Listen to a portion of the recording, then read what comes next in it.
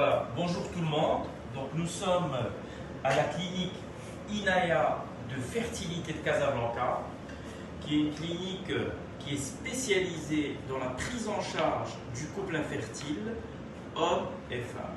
Donc prise en charge sur le plan examen clinique. Donc nous avons des médecins qui consultent chez nous à la clinique Inaya de fertilité. Donc des médecins qui s'occupent de la femme, bien sûr, de l'examiner. Ensuite, s'il y a lieu de faire des explorations, on les propose. Ensuite, s'il y a lieu de faire des traitements, on les propose. Soit un traitement médical, soit un traitement chirurgical, bien sûr. Et on a aussi des médecins qui s'occupent de l'homme, bien sûr, parce que l'homme, il faut tout d'abord l'examiner pour voir est-ce qu'il a un problème au niveau de ses testicules ou ailleurs, bien sûr. Et il faut l'explorer. On ne peut pas juger de la qualité de la fertilité de l'homme si on ne l'examine pas. On ne peut pas juger un homme simplement, par exemple, sur un spermogramme. S'il a des anomalies, peut-être qu'en l'examinant, on va trouver quelque chose. Peut-être qu'en l'explorant, c'est-à-dire qu'en faisant une échographie, on va trouver quelque chose. Donc, l'examen clinique est primordial. Donc, cette femme, elle est âgée de 26 ans, d'accord, qui est venue chez nous à la clinique Inaya de fertilité avec son mari, parce que ça fait 8 ans qu'ils sont mariés et ils n'ont pas encore eu d'enfant. Donc c'est une infertilité primaire de 8 ans. Donc cette dame, on l'a examinée, bien sûr.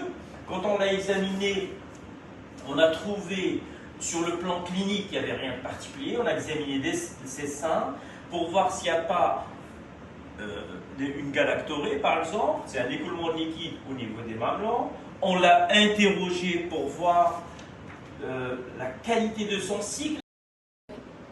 Voilà, c'est le cathéter qui va être utilisé pour l'hystérosonographie, d'accord. Voilà, c'est très fin. C'est le même cathéter qu'on utilise quand on fait ce qu'on appelle une insémination intra-utérine ou un transfert d'embryon. C'est-à-dire, je parle de la taille, du diamètre du cathéter. Et ça, c'est le produit, d'accord? Cathéter, le produit XMGel, d'accord? Voilà. Donc ça, c'est la vessie qui est légèrement... Normalement, elle devrait être totalement vide, mais malheureusement, la patiente, elle a uriné, elle est un petit peu stressée, mais bon, ça va. Donc là, c'est lâché au niveau de la vessie, regardez, ça c'est l'urètre, vous avez vu? L'urètre qui est là.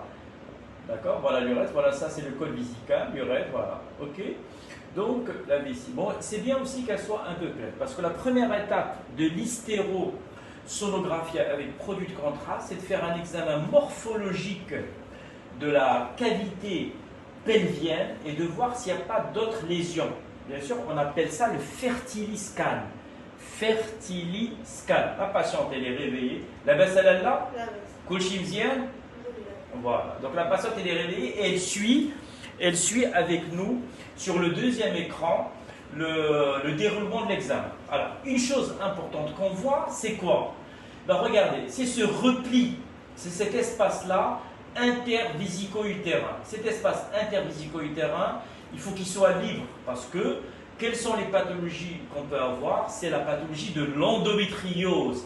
L'endométriose, on peut avoir des nodules ici antérieurs, en avant, entre l'utérus qui est là et la vessie qui est là. On appelle ça l'espace regardez la flèche, l'espace intervésico-utérin. On suit, d'accord, ça c'est l'utérus en coupe, on appelle cette coupe-là la coupe sagittale de l'utérus. Et on voit le col, ici c'est l'orifice externe du col, ici on est dans la cavité vaginale, l'orifice externe du col, on voit le canal cervical qui est là. Le canal cervical, d'accord, qui est là. Ensuite, la portion isthmique de l'utérus, d'accord, donc l'isthme-utérin, et ensuite le corps de l'utérus qui est là, et ici l'endomètre, d'accord. L'endomètre est un petit peu épais chez cette patiente-là, c'est normal. On est chez une patiente qui est ovaire polykystique. Regardez. Voilà, donc là, on est au niveau de l'ovaire gauche, regardez. Voilà. Ovaire gauche, plein de follicules, ok? Voilà. Donc on va mesurer cet ovaire gauche.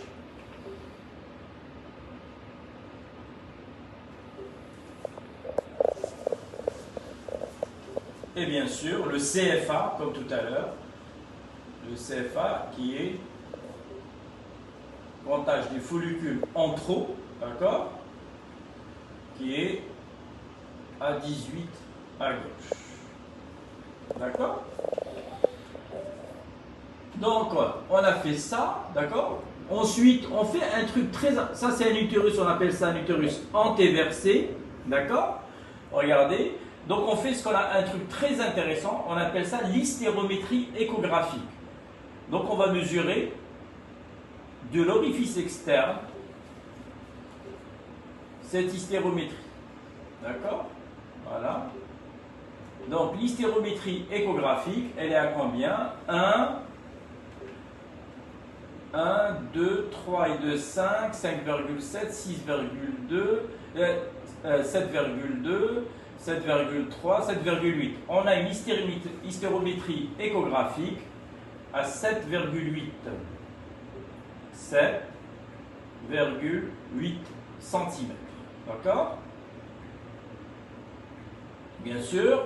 Et c'est ici, dans cette région-là, où on pose les embryons quand on fait un transfert d'embryon. D'accord? Ensuite, on mesure la longueur de l'utérus. Voilà. Donc il y a différentes étapes dans ce fertiliscan. Voilà. Voilà. Et ça, c'est la longueur de l'utérus. Et on mesure la largeur de l'utérus. En coupe sagittale. Dans cette coupe. D'accord? Qui est à l'intérieur, qui bouge. Voilà. Qui bouge le cathéter. Ça, c'est le cathéter. OK? Voilà. Mon assistante va injecter un CC, d'ailleurs, regardez, pour montrer qu'il n'y a pas de fibrome. Injecte un CC. Voilà. Vous avez vu? La seule chose qu'on voit, on voit que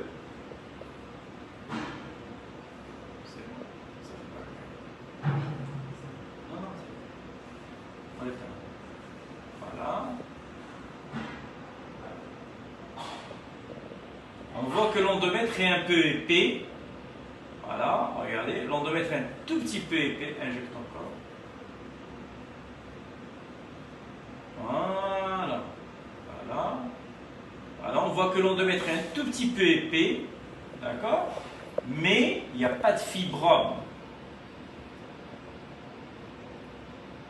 Il n'y a pas de fibrome intracavitaire. D'accord? Voilà la cavité qui est là. Vous avez vu la cavité? La flèche, la cavité qui est là.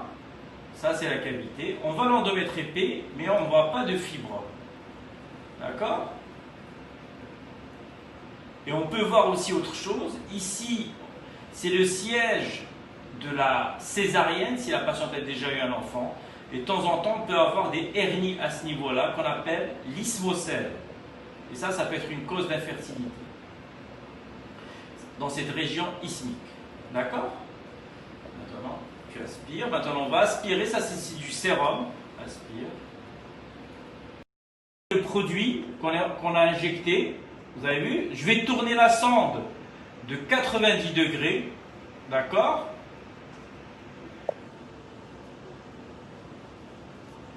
Pour voir est-ce que le produit passe.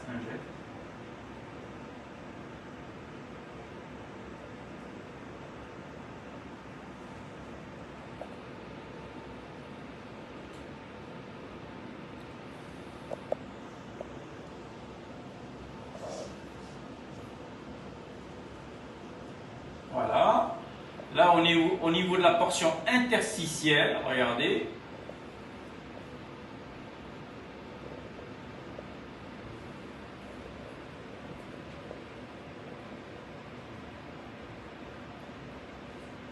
Voilà le produit qui passe. Regardez.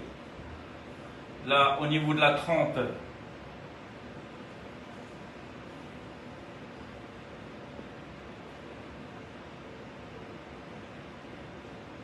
Ça, c'est la trempe droite, regardez. La trempe est en train de s'injecter. Et on va la suivre. Voilà.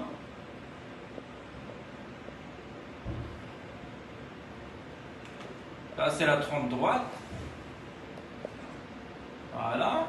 Donc la trempe est en train de s'injecter. Voilà. Voilà. On suit cette trempe. Voilà, regardez. La trempe est en train de s'injecter.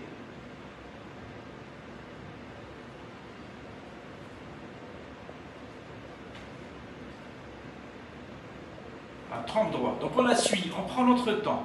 La baisse. Voilà. La patiente, elle dit que tout va bien. Voilà. La référence.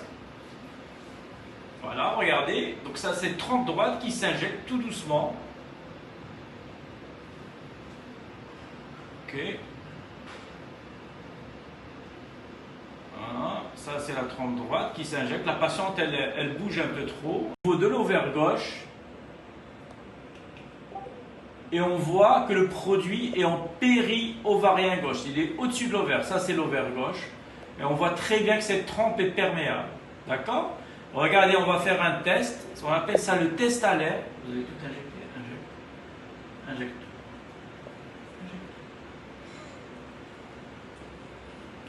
Très bien. Voilà, vous avez vu? On a injecté un petit peu d'air et le produit est parti. Vous avez vu? On appelle ça le test à l'air. D'accord? À gauche. Ok? Et on voit très bien qu'ici, regardez, le produit il est en péri-ovarien gauche. Voilà. Voilà. Le produit est là. Donc il n'y a pas de souci. Donc la trempe gauche est perméable. Donc il n'y a pas de problème. D'accord? Maintenant, on va faire la même chose à droite. Test à l'air au niveau de la trempe droite et vous allez voir, là j'ai mis la couleur et vous allez voir un flash couleur. Voilà, donc c'est ça. C'est ce flash couleur. Voilà. C'est ce flash couleur qui montre que la trempe droite, elle est perméable. D'accord?